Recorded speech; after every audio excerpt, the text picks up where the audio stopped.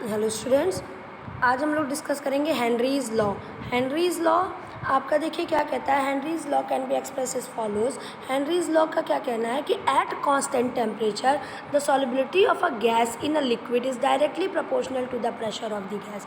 किसी constant temperature पे जो गैस की सॉलिबिलिटी होती है लिक्विड में, मान लीजिए आप किसी लिक्विड में गैस को डिज़ोल्व कर रहे हो, आप क्या कर रहे हो, किसी लिक्विड में गैस को क्या कर रहे हो, डिज़ोल्व कर रहे हो, तो उसकी जो गैस की सॉलिबिलिटी है उस लिक्विड में वो उसके प्रेशर के डायरेक्टली प्रोपोर्शनल है। क्या कहना है हेनरीज का ये कहना है कि कांस्टेंट टेम्परेचर पे अगर आप किसी गैस को किसी लिक्विड में डिज़ोल्व करते हो तो उसकी जो सॉलिबिलिटी होगी, गैस की जो सॉलिबिलिटी होगी, वो गैस के प्रेशर के डायरेक्टली प्रोपोर्शनल होगी। मतलब गैस का प्रेशर जितना ज़्यादा उसकी सॉलिबिलिटी भी उतनी ज़्यादा। ठीक है, पहले तो आपको याद हुआ ये क्या है हेनरीज लॉ कि कांस्टेंट टेम्परेचर पे जो गैस की लिक्विड में सॉलिबिलिटी होती है वो उसके प्रेशर के डायरेक्टली प्रोपोर्शनल होती है। अब आपको पता है अगर सॉलिबिलिटी की डेफिनेशन आपको याद हो, 9th में हम लोग पढ़े थे कि the amount of solute dissolve in per unit of solution, per unit volume of solution या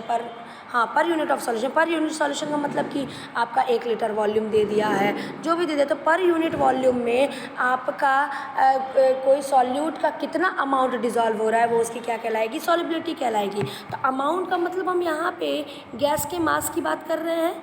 भाई समझो कि सॉलिबिलिटी क्या होता है कि the solubility of a substance is the amount of substance dissolve in per unit volume of solution. किसी solution में किसी सब्सटेंस का कितना अमाउंट डिज़ोल्व हो रहा है, प्रेजेंट है, कितना डिज़ोल्व हो रहा है, वही उसकी क्या कहलाएगी, सॉलिबिलिटी। तो हम ये कह सकते हैं कि सॉलिबिलिटी को हम मास से डिनोट कर सकते हैं कि नहीं, अमाउंट ही तो होता है सॉलिबिलिटी।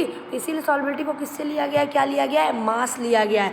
गैस का वो मास जो पर यूनिट वॉल्यूम में क्या होता है, लिक्विड के पर यूनिट वॉल्यूम में क्या होता है, डिज़ोल्व होता है, हम उसको क्या कहेंगे, सॉलिबिलिटी कहेंगे। तो अगर जो आपका मास है, अगर मान लो कि जो मास है गैस का उसको स्मॉल m लिया गया है और जो प्रेशर है, ठीक है, जो प्रेशर है उसको क्या लिया गया, P लिया गया है, तो रिलेशनशिप क्या हुआ, m is directly proportional to P। और प्रोपोर्शनलिटी साइन अगर आप हटाते हो तो m इज़ इक्वल टू क्या हो जाएगा, Kp।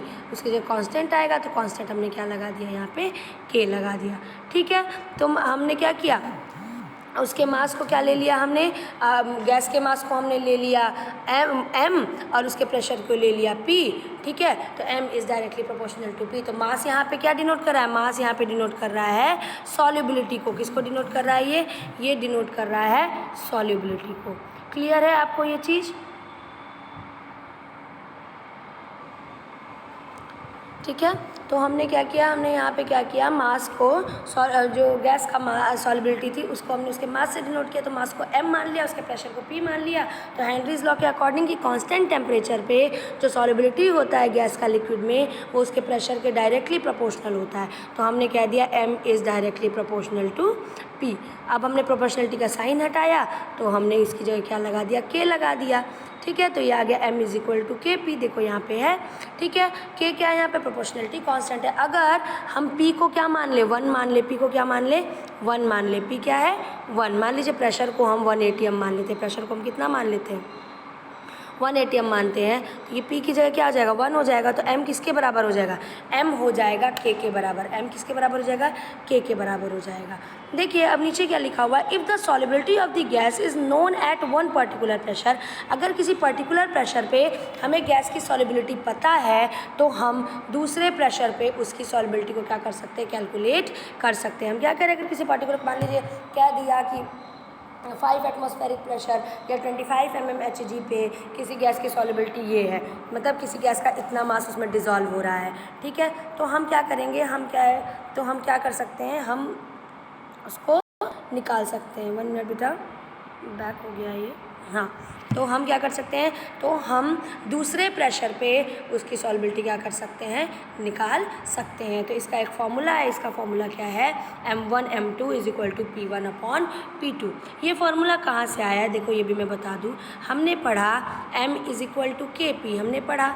ठीक है। तो m upon P is equal to क्या हो जाएगा, m upon P is equal to k, means m upon P का रेशियो क्या होगा, कांस्टेंट होगा।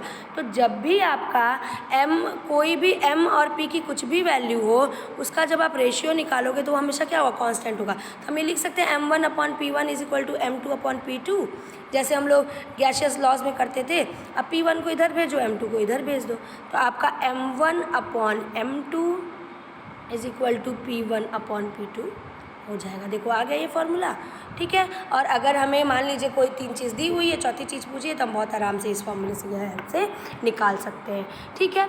अब देखिए, अगर किसी गैस की सॉल्युबिलिटी किसी सॉल्वेंट में मोल फ्रैक्शन के टर्म्स में एक्सप्रेस की गई हो, तो हेनरीज लॉ को कैसे हम एक्सप्लेन करेंगे। अभी तो सॉल्युबिलिटी के टर्म में थी, तो m is equal to KP हो गया, मगर अगर मोल फ्रैक्शन के टर्म में हो तो हम ये कह सकते हैं कि किसी सॉल्यूट का जो क्या होता है मोल फ्रैक्शन, या किसी गैस का जो मोल फ्रैक्शन होगा सॉल्यूशन में, वो क्या होगा, वो उसके पार्शियल प्रेशर के डायरेक्टली प्रोपोर्शनल होगा, ठीक है। वो उसके पार्शियल प्रेशर के डायरेक्टली प्रोपोर्शनल। पार्शियल प्रेशर समझ रहे हो ना, कि अगर मिक्सचर ऑफ गैसेस प्रेजेंट है, कहीं पे बहुत ज़्यादा A B C D बहुत सारा कंपोनेंट प्रेजेंट है, तो जो पर्टिकुलर मॉलिक्यूल है वो कितना प्रेशर क्रिएट कर रहा है उस कंटेनर पे, उसको हम क्या कहेंगे, उसका पार्शियल प्रेशर कहेंगे, ठीक है। तो अगर मोल फ्रैक्शन के टर्म्स में दी गई हो सॉल्युबिलिटी, तो हम क्या कहेंगे कि जो गैस की सॉल्युबिलिटी होती है सॉल्यूशन में या लिक्विड में या सॉल्वेंट में, वो उसके पार्शियल प्रेशर के डायरेक्टली प्रोपोर्शनल होती है। और हम मोल फ्रैक्शन को डिनोट करते हैं जीटा से, तो हम कहते हैं zeta is directly proportional to P.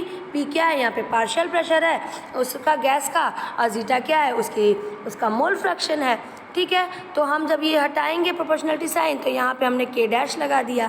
k इसलिए नहीं लगाने क्योंकि हमने पीछे k यूज़ किया था, तो k डैश p, तो k डैश यहाँ पे क्या हो गया, एक कांस्टेंट हो गया। k डैश यहाँ पे क्या हो गया, एक कांस्टेंट हो गया। हमने प्रोपोर्शनलिटी साइन हटाया और उसकी जगह क्या लगा दिया, k डैश लगा दिया। अब इसको अगर हम सॉल्व करें, देखो यहाँ पे सॉल्व कर रहा है कि अगर लिख रहा है कि zeta is equal to k dash P, ये तो हमने निकाला था, तो p इज इक्वल टू क्या हो जाएगा, p इज इक्वल टू देखो हो जाएगा जीटा अपॉन k डैश, हो जाएगा जीटा अपॉन k डैश। और इसको हम लिख सकते हैं 1/k इंटू जीटा लिख सकते हैं ना, जीटा में 1/k का k डैश का मल्टीप्लाई करोगे तो यही आएगा ना, तो 1/k डैश इंटू जीटा हम लोग लिख सकते हैं। तो 1/k डैश को हमने एक नया कांस्टेंट मान लिया KH। भाई कांस्टेंट का रेसिप्रोकल करोगे, कांस्टेंट का उल्टा करोगे तो भी वो क्या आ जाएगी, कांस्टेंट ही आएगा। तो 1/k डैश को हमने डिनोट किया, हमने रिप्रेजेंट किया KH से, तो जो फॉर्मूला निकल के आया P is equal to KH zeta, ठीक है। KH जीटा, KH क्या है यहाँ पे, KH यहाँ पे क्या है, हेनरीज लॉ कांस्टेंट है। KH यहाँ पे क्या है, KH है यहाँ पे हेनरीज लॉ कांस्टेंट। क्लियर है आप लोग को ये, ठीक।